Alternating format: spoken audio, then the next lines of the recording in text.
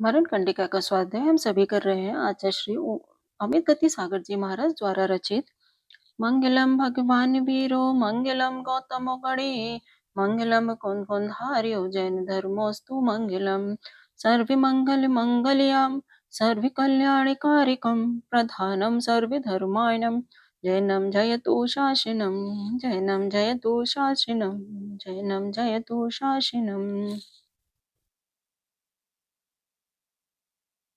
संघस्थ साधुओं को संघ में रहकर हमेशा पथ्यकारी वचन बोलना चाहिए, भले ही वह इष्ट नहीं लगता हो, क्योंकि जैसे कड़वी औषधि आगामी काल में सुखप्रद होती है, वैसे ही हित और पथ्यभूत वचन तत्काल कड़वा लगने पर भी वह उसका विपाक मधुर सुखदायक होता है। अतः साधुजन परस्पर में वचन व्यवहार करें, वह आत्महितकारी करें। जो वचन मन को भले ही अच्छा नहीं लगता किंतु पथ्यकारी हो, उसके बुद्धिमान को अवश्य ग्रहण करना चाहिए। क्या बालक को जबरदस्ती घी देने पर हितकारी नहीं होता? अवश्य होता है। ये साधुजन, तुम अपने यश को छिन्न भिन्न नहीं करना, अपनी प्रशंसा मत करना, क्योंकि जो व्यक्ति अपने मुख से अपनी प्रशंसा करता है वह तृण में से ही अति लघुहीन हो जाता है। जैसे मंदिर का उन्माद कांची के पीने से नष्ट हो जाता है, जैसे मदिरा का उन्माद कांची के पीने से नष्ट हो जाता है, वैसे ही अपनी प्रशंसा करने से गुण नष्ट हो जाते हैं। जिस तरह संयमी के क्रोध आना बड़ा दोष है, उसी तरह अपनी प्रशंसा करना भी बड़ा दोष है। अपने गुण नहीं कहने पर भी विद्यमान रहते हैं। देखो, सूर्य उदित हुआ है, ऐसा किन लोगों द्वारा प्रकट किया जाता है, अर्थात जैसे सूर्य उदित हुआ ऐसा नहीं कहने पर भी वह प्रसिद्ध होता है, वैसे ही अपने गुण नहीं कहने पर भी वे स्वतः प्रसिद्धि पाते हैं। जो गुण असतः अपने में नहीं है, उनको वचन द्वारा कहने मात्र से कोई सत्य रूप नहीं हो जाता। कोई नपुंसक है तो उसको सैकड़ों वचनों द्वारा यह स्त्री है, यह स्त्री है, ऐसा कहने से वह स्त्री नहीं बन जाती, वह तो नपुंसक का नपुंसक ही रहता है। जो महान होता है वह अपने मौजूद वास्तविक गुण का कोई कह देवे तो मन में लज्जित होता है। ऐसा व्यक्ति स्वयं अपने मुख से उसको कैसे कह सकता है? नहीं कह सकता। यदि कोई पुरुष गुणवान नहीं है, निर्गुण है, किंतु सज्जनों के माध्यम से अपनी स्तुति प्रशंसा नहीं करता है, तो वह गुणवान माना जाता है। उसका तो यही गुण है कि अपनी स्तुति नहीं करना, अपने गुण को अपने वचन से कहना गुणों का नाश करना है, और गुणों को अपने में धारण करना उसका प्रकाशन है। मतलब यह है कि व्यर्थ अपनी प्रशंसा करने में कोई गुणवान गुण नहीं होता, गुणों का अनुष्ठान करने से गुणवान होता है। जो गुणों को वाणी से नहीं बोलता किंतु क्रिया से बोलता है, अर्थात गुणवान का कार्य करता है, ऐसे पुरुष गुणी पुरुषों के भी ऊपर हो जाते हैं, अर्थात गुणवान से श्रेष्ठ माने जाते हैं। गुणीजनों के मध्य में अपने गुण को कहने वाला पुरुष निर्गुण बन जाता है। गुणवान पुरुष वह है, वह निर्गुणी के समान वचन से गुण को कहता फिरता है, वह सगुण होकर भी निर्गुण जैसा है। गुणीजनों के मध्य में गुण का आचरण द्वारा प्रकट करता हुआ गुणी साधु पुरुष शोभा को प्राप्त होता है। निर्गुणी पुरुष शो के समान जो अपने गुण कहता है वह गुण रहित माना जाता है। हे यतिजनों, आप लोग कभी भी पंच परमेष्टियों की आसाधना नहीं करना, क्योंकि वह असाधना को करने वाला जीव दुरंत संसारी बन जाता है, अर्थात उसके का जल्दी अंत किनारा नहीं आ पाता। भावार्थ, पंच परमेष्टि की असाधना करने वाला मिथ्या दृष्टि हो जाता है, और जो मिथ्या दृष्टि है वह अनंत संसार में भ्रमण करता रहता है। मोक्ष लक्ष्मी को प्राप्त करने के इच्छुक पुरुषों, तुम मन वचन काय से असंयम को त्याग करो, क्योंकि असंयम से मुक्ति दूर की जाती है। जैसे कि व्याधि से सुखपूर्वक बैठना नष्ट हो जाता है। भो ऋषिगण, आप कभी भी संघस्थ तथा प्रसंग स्व नहीं सॉरी हे ऋषिगण, आप कभी भी स्वसंग और परसंग का अपवाद मत करना। अपवाद करने से संसार भ्रमण बढ़ता है, जैसे कि जल से वृक्ष बढ़ता है। विशिष्ट निष्ठा से की गई परनिंदा से शोक, दो, दो, दोष, दुख, आयास, बैर, दुर्भाग्य और भीति आदि उत्पन्न होते हैं। जो पुरुष परनिंदा करने अपना उत्थान करना चाहता है, वह पर के द्वारा औष निधान कर निरोग होना चाहता है। अर्थात जैसे घर के औषधि पीने से खुद निरोग नहीं हो सकता, वैसे ही पर की निंदा करने से खुद का उत्थान नहीं हो सकता। सज्जन पुरुष अन्य के दोष को सुनकर मन से लज्जित होता है, पर वह पर के अपवाद से भयभीत रहता है। जैसे अपने दोष बाहर प्रकट ना हो, इस बात की रक्षा करता है, वैसे ही पर के दोष की रक्षा करता है, पर के दोष ना कहता है, ना सुनता है। सज्जन पुरुष अन्य का अल्प गुण हो तो उसको धन्य करता है, अर्थात जल में तेल का एक बिंदु भी जैसे फैल जाता है, वैसे सज्जन को प्राप्त पर का एक गुण भी वृद्धिगत होता है, लोक प्रसिद्धि में आ जाता है। ऐसा वह सज्जन पराये दोष को कभी नहीं करता। आचार्य परमेष्ठी अपने संगस्थ साधुओं को कह रहे हैं कि तुम सभी को भली प्रकार से यह उपयुक्त सर्व उपदेश उस तरह ग्रहण करना चाहिए जिस तरह की गुणों के द्वारा की गई निर्मल कीर्ति लोक में विस्तृत है। उस कीर्ति का फैलाव ऐसा होना चाहिए कि अहो, इस संघ के साधु जन धन्य हैं, धन्य हैं, धन्य हैं। ये किसी को संताप नहीं दे सकते। इनका अखंड ब्रह्मचर्य है। ये बड़े ही ज्ञानी पुरुष हैं। ये कभी कोप नहीं करते, चारित्र में दृढ़ हैं। इस प्रकार यहाँ विस्तार पूर्वक समाधि के इच्छुक आचार्य ने संघस्थ साधु समाज को उपदेश दिया। इस गुरु के उपदेश को सुनकर संपूर्ण उपदेश को जिन्होंने भली भांति स्वीकृत किया, ऐसे वे गुरु के प्रति एवं उनके उपदेश के प्रति जो कर्तव्य करते हैं, वह बतलाते हैं। यह सर्व ही उपदेश हम लोगों के लिए मंगलभूत हैं, बहुत ग्रहण करने योग्य हैं, श्रेष्ठ हैं इत्यादि कहकर सर्व संघ आचार्य के गुणों से संतुष्ट होता हुआ आनंद के अश्रु छोड़ता है। अर्थात गुरु के इस तरह स्व परोपकारक अत्यंत शुद्ध रत्नत्रय के वरदान करने वाले वचनों को सुनकर सर्व संघ के साधु के नेत्रों से हर्ष के अश्रु निकल पड़ते हैं। दुष्टायमान शिष्य समुदाय कह रहा है कि अहो, हम लोगों के ऊपर यह अपूर्व अनुग्रह है जो अपने शरीर के समान हमारा पालन किया करते हैं। सारणा गुणों से प्रेरणा वारणा ऐसा मत करो, इस तरह समझाना आदेश यह तुम्हारा कर्तव्य है इत्यादि गुरु की बातें पुण्यशालियों को ही सुनने को मिलती हैं। हे आचार्य देव, हम सभी आपसे क्षमा मांगते मांगते हैं कि जो हमने पहले राग, अज्ञान एवं प्रमाद के आदेश को देने वाले आपकी आज्ञा का पालन नहीं किया हो, प्रतिकूल आचरण किया हो। हे प्रभु, आपने हमें लब्ध सिद्धि पथ वाले कर दिया है, अर्थात मोक्ष का मार्ग प्राप्त कराया है। आपने हमें हृदय छोत्र एवं चक्षु दिए हैं, अर्थात हिताहित विवेक देकर हृदय युक्त किया, शास्त्र को पढ़ाया, जिससे कर्ण युक्त हुए। जो कर्ण गुरु के उपदेश को नहीं सुनते, वे कर्ण कर्ण ही नहीं है, अथवा उस व्यक्ति का कर्ण पाना व्यर्थ है।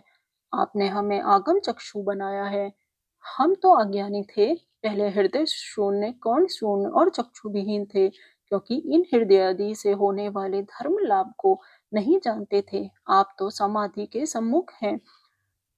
आपके वियोग से पुनः दिग भ्रमित होकर वैसे ही हो जाएंगे। हे भगवान, संपूर्ण जीवों के हित की वृद्धि करने वाले संपूर्ण लोकों के एक साथ एक नायक स्वरूप आपके समाधि के हेतु उपोषित हो जाने पर अथवा आपका समाधि मरण हो जाने पर सर्वदेश शून्य हो जाएगा, अंत शून्य हो जाएगा। अन्य को संताप देने वाले सर्वगुण और शीलों के सागर शास्त्रों में पारंगत ऐसे आपके समाधिस्थ होने पर उक्त गुणों से विशिष्ट जानों से यह सर्व देश रहित हो जाएगा, अंधकार में हो जाएगा।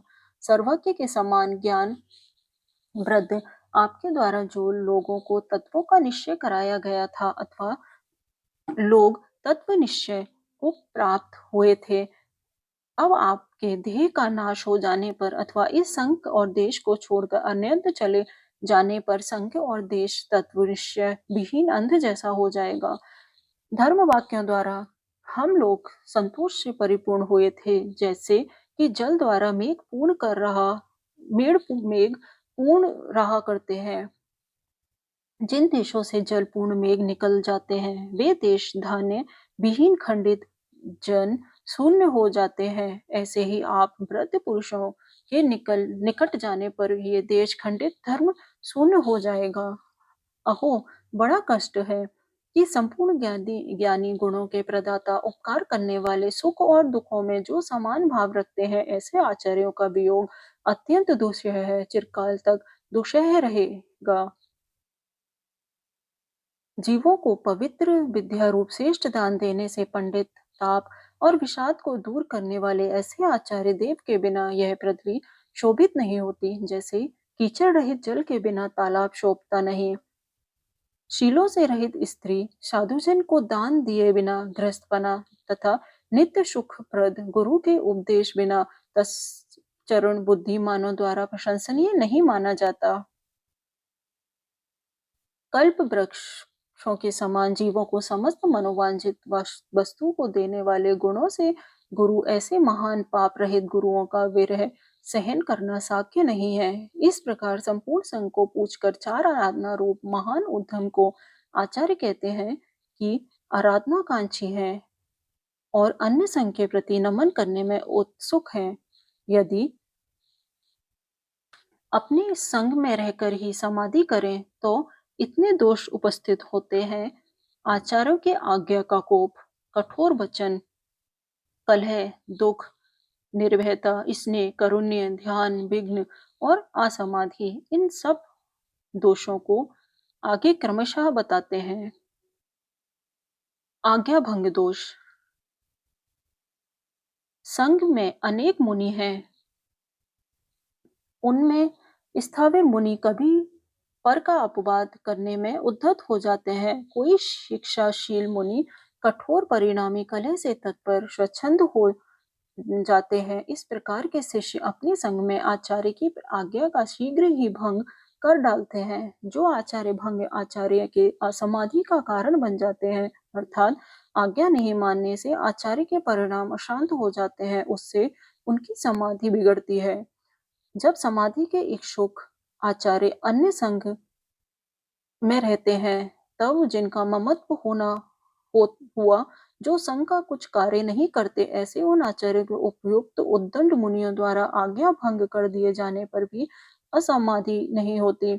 अर्थात पर संघ में रहते हैं वहां तो दूसरे आचार्य की आज्ञा का भंग कोई उद्दंड शिष्य कर लेवे तो भी समाधि के इच्छुक आचार्य कोप को प्राप्त नहीं होते, उनकी शांति नष्ट नहीं होती। अतः समाधि के वक्त आचार्य परंपरा संघ आचार्य पर नहीं, समाधि के वक्त आचार्य पराये संघ में जाते हैं। पुरुष दोष। दुष्ट चेष्टा वाले वृद्ध सोक्ष मुनियों को देखकर आचार्य उन शिष्यों के प्रति निष्ठुर वाक्य कहते हैं, अथवा अपनी प्रसिद्धि के कारण ढीठ हुए तथा राग द्वेष मोह आदि से युक्त हुए ये मुनिराज आचार्य देव प्रति कठोर वाक्य बोलने लग जाते हैं।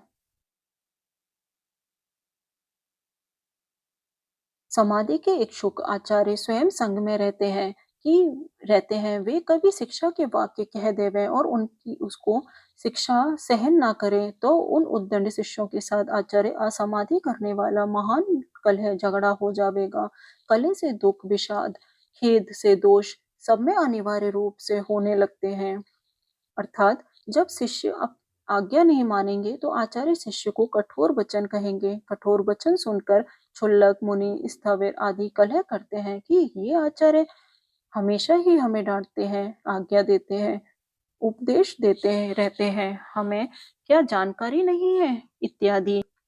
सो ऐसे कलहकारी वचन से आचार्य के मन में दुख, खेद आदि प्रतिभूत होवेंगे अथवा ये आचार्य हमें कष्ट देते हैं इत्यादि सोचकर शिष्य समुदाय दुख विषाद खेद करने लग जाता है। संघ के साथ परस्पर में कलह विवाद आदि करते हुए बाल वृद्ध आदि ढीठ मुनियों को देखकर अपने गढ़ में रहने वाले आचार्य के ममत्व रूप दोष से असमाधि अशांति होती है। अर्थात संघ में कोई आदि मुनि आपस में झगड़ा करते देखकर स्नेह बस आचार्य अशांत हो जाते हैं। अतः आचार्य को अंत काल में स्वसंग में नहीं रहना चाहिए अथवा घोर परिचयों द्वारा अपने संग को पीड़ित देखकर अपने संग में रहने वाले आचार्य के अत्यंत अशांति होना अनिवार्य है। समाधिस्थ आचार्य यदि अपने संग में ही रहता है तो परिचय के आने पर स्वगण में विश्वस्त हुआ निर्भय होकर कुछ भी अयोग्य वस्तु की याचना कर सकता है एवं अयोग्य का सेवन तथा अयोग्य वचन स्पष्ट रूप से कह सकता है। अर्थात समाधिष्ट आचार्यों को भूख प्यास आदि जब सताएगी तब संघ में परिचित होने से निर्भयता से आहार आदि मांगने लग जाएंगे, खुद ही खाने लग जाएंगे इत्यादि दोष स्वयं स्वयं स्वतः घर में रहने से आचार्य को कहते हैं। जिन शिष्य को बाल होने से गोदी के बालकों के समान माना था अर्थात बालकवतः उन्हें संभाला था, जो वृद्धावस्था के कारण विह्वल हो रहे हैं, तो जो अनाथ आरिकाएं हैं, वे सब समाधि के अवसर पर गुरुओं को स्नेह उत्पन्न करते हैं। दुखी आरिका छुल्लिका छुल्लक आचार्यों को करुणा उत्पन्न कर सकते हैं। उससे आचार्यों के ध्यान में विघ्न आता है और अशांति होती है। अपने गण में समाधि को यदि करे तो आचार्यों का जो कुछ कार्य हेतु अन्यंत भेजना, सुषुम्ना सेवा, हाथ पैर का मर्दन आदि आहार पान आदि है, उनसे शिष्य प्रमाद करे अर्थात वेश्या आदि कार्य को ठीक करने से नहीं करे तो आचार्य को अशांति होती है। इस प्रकार इतने दोष अपने संघ में समाधि करने से आचार्य को प्राप्त होते हैं तथा आचार्य सदृश अन्य प्रमुख मुनियों के भी होते हैं। इसलिए समाधि का एक शुभधीर आचार्य स्वयं का संघ को छोड़कर दूसरे संघ में जाते हैं। दूसरे संघ में रहने वाले आचार्यों को ममत्व बीज अर्थात कारण नहीं रहता, अतः पूर्वोक्त दोष वहां पर नहीं होते। वहां तो ममत्वहीन होता जाता है। बिना निर्मित के निर्वृत्त कैसे होवे अर्थात ममत्व का निर्मित निसंगवास है और ममत्व के अभाव का निमित्त पर संगवास है। इसके बिना ममता भाव और ममता का अभाव नहीं होता अथवा निमित्त के बिना निवृत्ति मोक्ष भी कहाँ से होवे। पराई संघ में आचार्य के प्रविष्ट होने पर वहां के मुनि विचार करते हैं कि अहो, स्वगण के होने पर भी हमारे गुणों में अनुरागी होकर ये आचार्य हमारे गुण से में आए हैं। इस तरह मानकर उस आचार्य के सेवा में मुनि समुदाय भक्ति और निशक्ति के अनुसार प्रवृत्त हो जाता है। अतः परगण में प्रवेश हो श्रेष्ठ है अतः परगण में प्रवेश ही श्रेष्ठ है। समस्त इच्छुक छपक जिनके निकट पहुंचता है वह आचार्य जिसने शास्त्रों को गुण अर्थ को भली प्रकार ग्रहण किया है ऐसा होना चाहिए। प्रार्थना करने योग्य अथवा समाधि के लिए जिसकी अनेक मुनि प्रार्थना करते हैं ऐसा होना चाहिए। चारित्र से संपन्न होना चाहिए। इस तरह का निर्यापक आचार्य सर्व प्रयत्न से प्राप्त करना चाहिए। जो संसार शरीर और भोगों में उदासीन है, पाप प्रिय है, अरहंत देव के आगम के सार का ज्ञाता है, ऐसे आचार्य के पाद मूल में जाने वाला यति आराधक समाधि का साधक होता है। इस प्रकार परगण आचार्य नाम का 15वां सूत्र पूर्ण हुआ। आगे कल पढ़ेंगे। जावणी के ज्ञान से सोझे लोक सोवाणी मस्तक धरो सदा दे तू ढोग ऐ जिनवाणी भारती तो ही जपो दिन रे जो तेरी शरण आ गए सो पावे सुख चैन जो तेरी शरण आ गए सो पावे सुख चैन। 9वां नमोकार मंत्र।